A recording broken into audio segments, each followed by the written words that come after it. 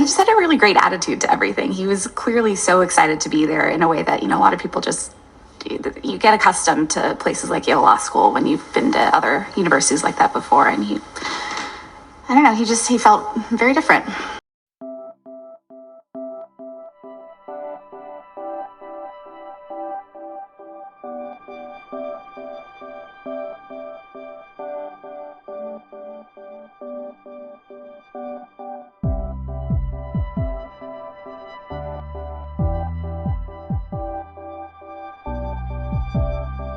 The story of JD Vance and Usha Vance began at Yale Law School, where two starkly different worlds converged.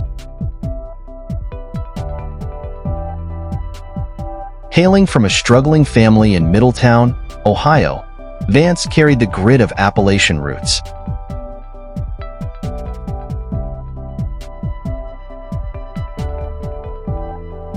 Across the lecture hall sat Chillicothe, daughter of South Indian immigrants, raised in the sun-drenched suburbs of San Diego. Yet in this unlikely pairing, they found their intellectual equals and lifelong anchors. Their 2014 wedding became a metaphor for their union. Beneath Kentucky's blue skies, a federal judge officiated a simple civil ceremony. But the celebration continued with a traditional Hindu vivaha, one of Hinduism's sacred samskaras. Through garland exchanges and sacred fire rituals, they honored Usha's heritage, weaving cultural threads into a shared future. In the early years of their marriage, JD and Usha moved frequently, their careers taking them across cities and even countries. They lived in Columbus, Ohio, Cincinnati, and Washington, D.C. Usha's career as a rising star in the legal world. She clerked for Judge Brett Kavanaugh and later Chief Justice John Roberts. These experiences laid the groundwork for her future successes in the legal field. Usha's professional achievements were remarkable, and JD often credited her as the key to his humility. "If I ever become too arrogant or proud, I remind myself that she is far more accomplished than I am," he once said.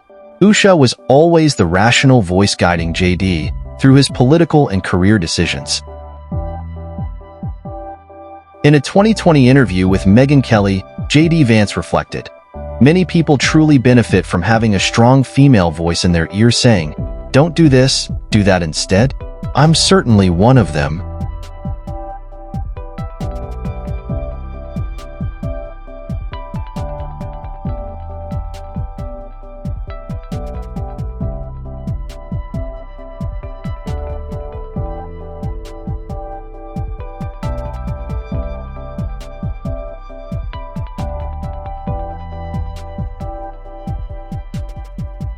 Around 2018, the Vances settled in a diverse neighborhood on the east side of Cincinnati, purchasing a grand Gothic Victorian home. It became their sanctuary and a place where Usha became increasingly involved in her community. Encouraged by friends and colleagues, Usha joined the board of the Cincinnati Symphony Orchestra, using her expertise in intellectual property law to help the orchestra navigate the digital age, particularly in bringing their music to streaming platforms. Her contributions went beyond legal advice. Her leadership and decision-making were crucial in steering the orchestra through complex challenges.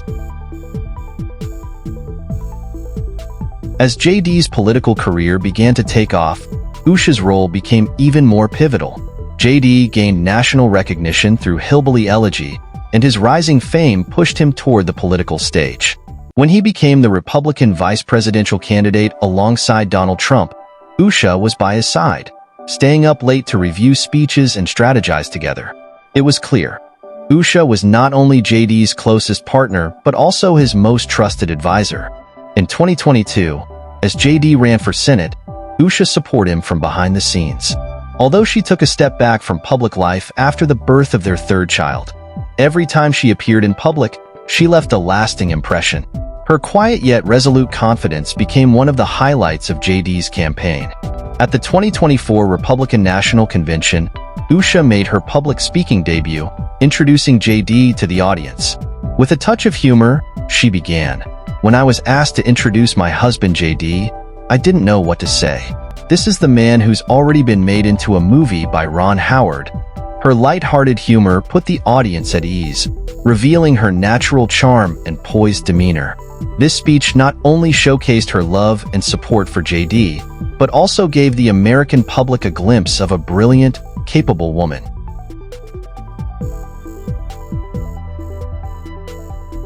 When America's divisions feel insurmountable, the Vances stand living proof that our differences, when cherished, can become our greatest strength.